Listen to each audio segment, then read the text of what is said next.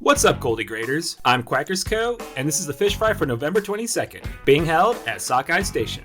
Our cookware for this rotation is the Reef-Lux 450, the Slosher, the Clash Blaster, and the 96 gal.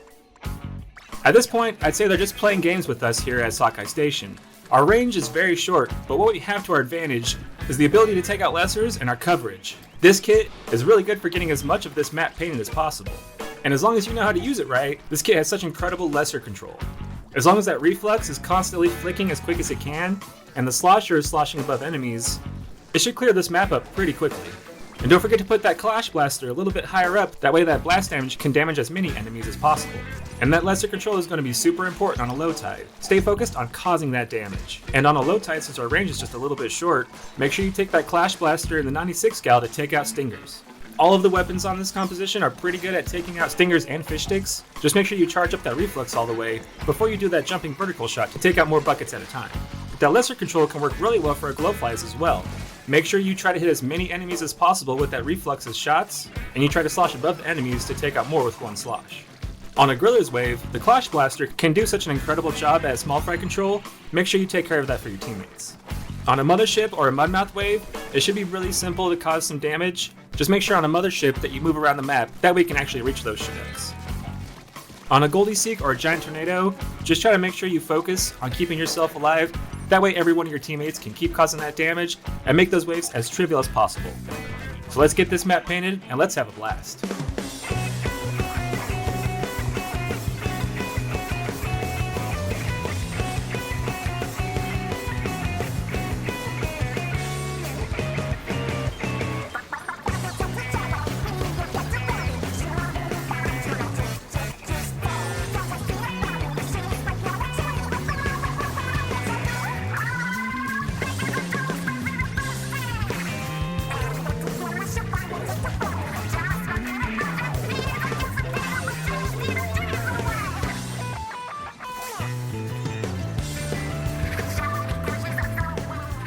Let's get into the cookware now. Our first cooking utensil is the Reef-Lux 450. As mentioned before, you can cause some extreme damage with this weapon as long as you're flicking as quick as possible. Half charges work really well for taking out chum that are getting too close, and a full charge will give you just a little bit more range and damage output just in case you're trying to take out something like a steelhead. But this weapon does have one of the highest DPSs and turf coverage, so make sure you do a little bit of extra turf coverage with this weapon if you have it.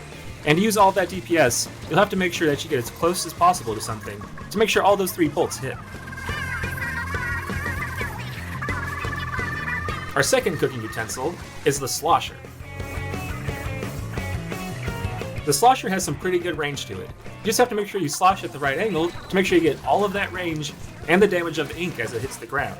As mentioned before, as long as you can make sure to aim above all of your enemies, you'll be able to take out anything that might be sneaking up behind a Cohog.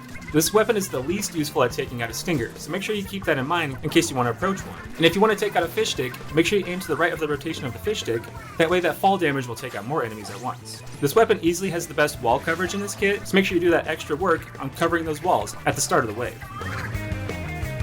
Our third cooking utensil is the Clash Blaster. The Clash Blaster is our boss support tool.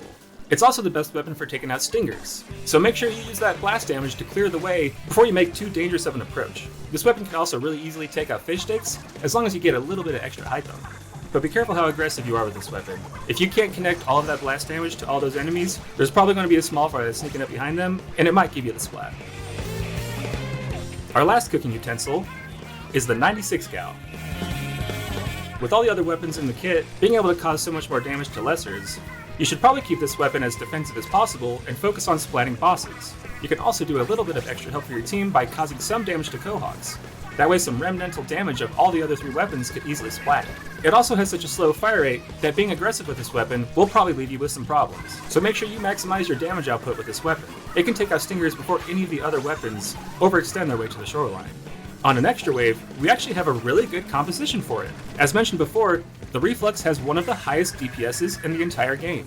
As long as you can flick that as quick as possible and make sure all your bolts hit, you can easily melt that HP of the Coho. The Slosher and the Clash Blaster could easily be on lesser control, whilst also focusing on bosses, and the 96 gal can easily support with causing damage to the Cohozuna and supporting the Reef-Lux player if they're trying to catch his ire. As I always say, look for that moment right at the beginning of the extra wave, where you can activate your special to not just cause damage to the Cohozuna, but to also take out some bosses, spawning some golden eggs early on in the wave. And the fish fry usually comes out before the stage rotation. So if you want to catch these updates when they're hot and fresh, make sure you subscribe and hit that bell. And if you want other fellow Grizzco employees to receive these tips, make sure you like and share the video. Bye-bye.